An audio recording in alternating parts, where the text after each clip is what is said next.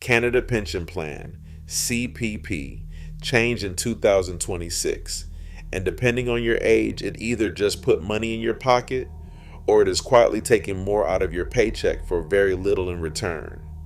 Same plan, same year, two completely opposite results, and almost nobody tells you which side you are on. So let's fix that.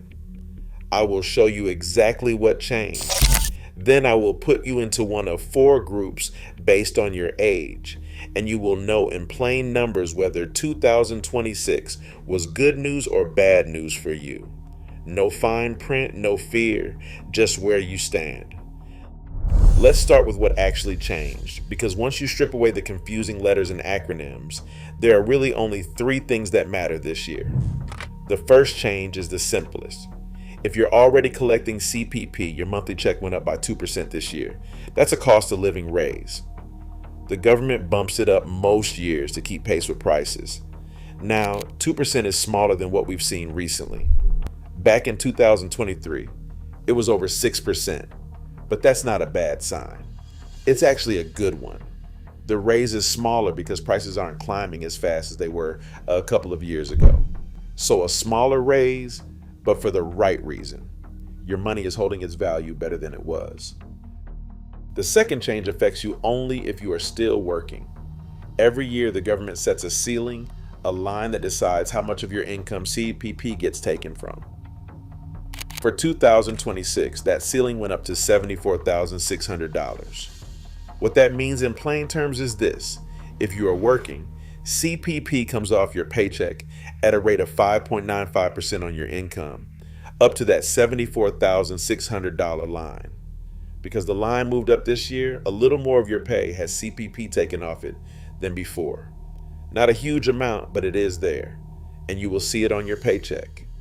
The third change is for higher earners, and it is the newer piece of all this. It is called CPP2.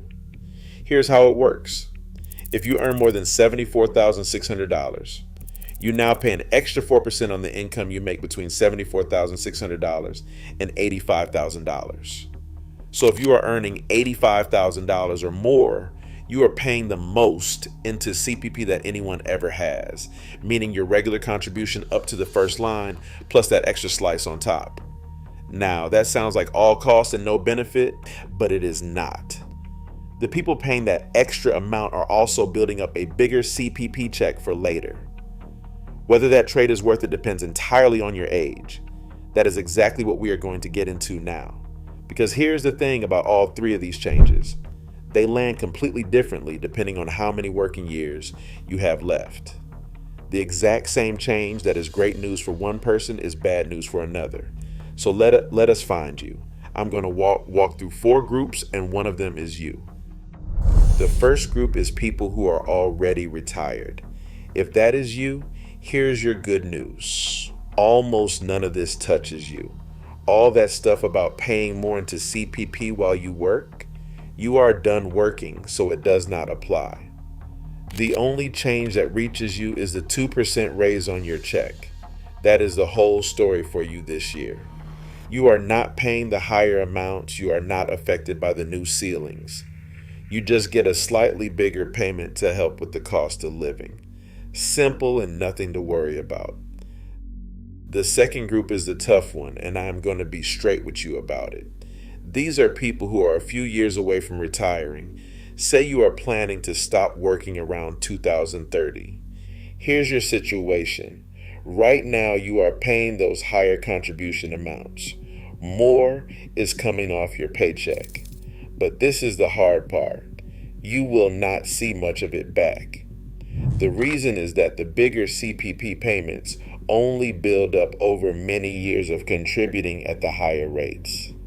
If you have only got 4 or 5 years of work left, there just is not enough time for those extra contributions to grow into a meaningfully bigger check. You might end up with a few $100s more per year when you retire. That's it. So you are paying near the top, but you are cashing out before the bigger benefit really has time to grow. It is not exactly fair, but that is how the timing of the math works out, and you deserve to know it rather than be surprised by it. The third group is people in their 30s and 40s. If that is you, the picture flips, and now this actually works in your favor. You have decades of working years ahead of you, which means decades of paying in at these higher rates, and that is enough time for it to add up to something real. By the time you retire, your CPP check could be noticeably bigger than it would have been under the old rules. We are talking potentially a few $1,000s more a year, every year of your retirement. You are feeling the higher costs now, yes, but you are the group that was actually built to benefit from it. For you, it is less of a tax and more of a forced savings plan that genuinely pays off. And the fourth group is people just starting out, early 20s, fresh into the workforce. You are the biggest winner of all of this, even though you will never feel it. Because you will be paying in at these higher rates for your entire career, your CPP check at the end could be around 50% bigger than what today's retirees are getting. You will not notice the change the way older workers do, because for you, it was never a change. It is just how CPP has always worked your whole life. But quietly in the background, it is building you the biggest payoff of any group. By the time you retire, decades from now, you will have a much stronger pension waiting than the generation before you. So let me give you the one simple line that ties all four of those together, because it's the real lesson here. The more working years you have left, the more this change helps you. The closer you are to retirement, the more you pay for very little reward. Younger workers win, near retirees mostly just pay. If you remember nothing else, remember that it tells you instantly how to feel about every one of these changes based on where you are in life. Now I want to step back for a second and answer a bigger question, because some of you are thinking it. Is all this extra money going into the Canada pension plan or CPP actually a good thing, or is it just the government taking more? Here's the honest answer. These bigger contributions mean CPP is taking in more money, and that is genuinely a sign of strength. Canada's pension plan is in solid financial shape for the long haul. It has been reviewed and confirmed to be sustainable for decades into the future. That is more than a lot of countries can say about their pension systems right now. So the money is not vanishing. It is building a stronger, more reliable pension that will actually be there when you need it. The flip side, and I will not pretend otherwise, is that if you are working today, CPP is taking a bigger bite out of your paycheck than it used to. That is the real cost. You are trading a little less money now for a stronger, guaranteed pension later. Whether that feels like a fair deal probably depends on which of those four groups you landed in a minute ago. There is one more thing I want to cover before we finish, and it is the part most people have no idea about until it is too late. It is about what happens to your Canada pension plan when a spouse passes away. So if you are married, this one really matters. Stay with me for it. The Canada pension plan has something called a survivor benefit. The idea is that when one spouse dies, part of their Canada pension plan pension can pass to their surviving spouse. It sounds straightforward and fair, but there's a catch that catches a lot of families completely off guard. If the surviving spouse is already collecting the maximum Canada pension plan benefit themselves, they may receive little or none of their late partner's pension.